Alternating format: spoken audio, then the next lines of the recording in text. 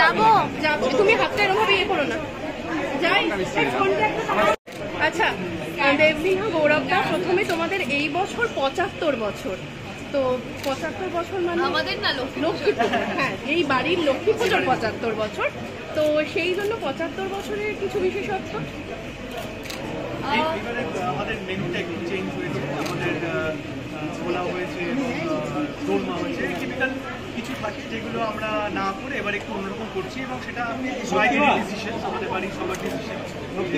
এতগুলো বছর তো একরকম হয়েছে, সব বিষয়ে যখন চেঞ্জেস আসছে এখানেও কিছুটা কেন না। আর ওর মুখে শুনেছিলাম যে আগে বিএন বসতো, ওইটা আমার অনেক কিছু মাথায় ছিল, এবং বলে আবার আমাদের ছোটবেলায়, মানে আমার ছোটবেলায় আমরা বিএন বস্তু সেভাবে দেখেছি এবং ভাবে হতো এখানে। এটা ছোটদাদুর তরুণ কুমারের ইচ্ছে ছিল এবং সেভাবেই হতো। সেইটা অনেক বছর বন্ধ হয়ে গেছিল, এবং সেটা হঠাৎ করেই বলতো যে আমরা এটা করবো, এটা আমি করতে চাই। তো সেটা আবার সেই পুরনো ট্রেডিশনটা আবার নতুন করে দিচ্ছি।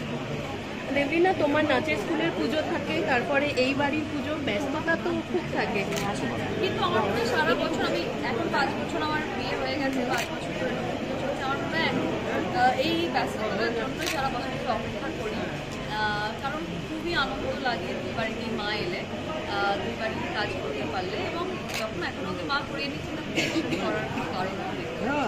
এই বাড়ির ভোগের কি বিশেষত্ব থাকে? এই বাড়ির ভোগে বিশেষত্ব তো কিছু জানি না, কিন্তু যারা দীক্ষা নিয়েছেন তারাই রান্না করতে পারেন বলে জানি, সেই জন্য কখনো রান্না করে থাকি না একবারে, কিন্তু শুধু যেই রান্নাগুলো খুব সুস্বাদু হয় এটুকু বলতে পারি, আর মা লক্ষ্মী ভোগটা আমাদের। গৌরবদা, ভোগের কি বিশেষত্ব থাকে? ভোগ ওই ট্রেডিশনাল করে একই থাকে, এবং একই পিসিরা রান্না করছেন কাল ধরে। বিশেষত্ব বললে ওইটাই যেটা বললো যে সুস্বাদু ব্যাপার, আর এটা ওকে খেতে হয়। দেবলীনা, তোমার কোন কোন দায়িত্বটা থাকে? আমার ঘট আনার, ঘট বসানোর, পুজোয় ওর সঙ্গে বসার, এটা আমি অন্য কোথাও দেখিনি, এটা থাকে।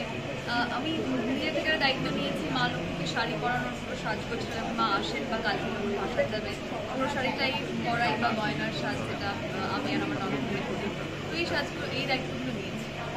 আচ্ছা, মিষ্টির ক্ষেত্রে যেটা হয়, যে এই বছর আবার তোমরা পুরোনো ফর্ম ফেরত নিয়ে আসলে কী কী আনলে, তার মধ্যে কী কী হতো আগে আর এখন কী কী আগে বোঁদেটা হতোই, যেটা আমার ফেভারিট ছিল, সেটা এবছর করা হচ্ছে না। সেটা কি সাদা বোঁদে বা হলুদ? হ্যাঁ, দুটো মিক্স হয়ে, যেটা হলুদ আর লাল, সেটা হতো, এবং সেটা অনেকদিন খুব মিসও করতাম, বলার পর তারপরে আবার করা হলো। তবে এবারে এবছর আমরা জিলিপিটা ট্রাই করেছি। এই দুটোই নতুন আবার? হ্যাঁ হ্যাঁ, কিন্তু অ্যাটলিস্ট পুরো ট্রেডিশন এখানে মিষ্টি হচ্ছে বাড়িতে। ওকে, আর এছাড়া আর অন্য কোনো কিছু রুচি বা তার মধ্যে আলাদা রকম কোনো রকম কিছু? এবারে খাবারের কিছু জেনারেলি একই থাকে, এবারে আমরা ওই লুচি আর ডিমগুলি থাকে, সেটা বিভিন্ন সঙ্গে থাকে। এবারে পোলাও আর এগুলো আমরা একটু ভিডিও করছি, এবং বাড়ির বড়রাও ভেবেছেন যে অনেক কিছু চেঞ্জ হচ্ছে বাই নট দিস, তো একটু আমরা ওই।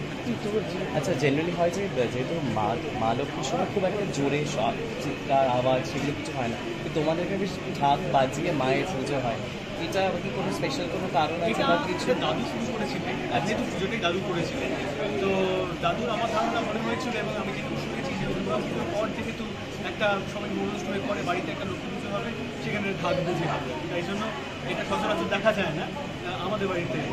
সূচনা চিহ্ন কিছু থাকে, মানে লক্ষ্মী পুজোর সূচনা চিহ্ন কিছু, মানে দশমীর দিন অনেকের বাড়িতে ওই কদম ফুল ঝুলিয়ে রেখে যে শুরু হয়, মানে বা আখ কিনে নিয়ে বাড়ি ফেরা, এরকম কিছু তোমাদের বাড়িতে আছে?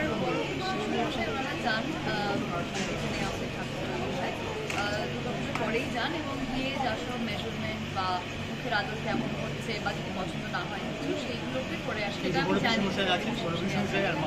উনি আর আমার শাশুড়িমা যান একাদশী বা দ্বাদশী,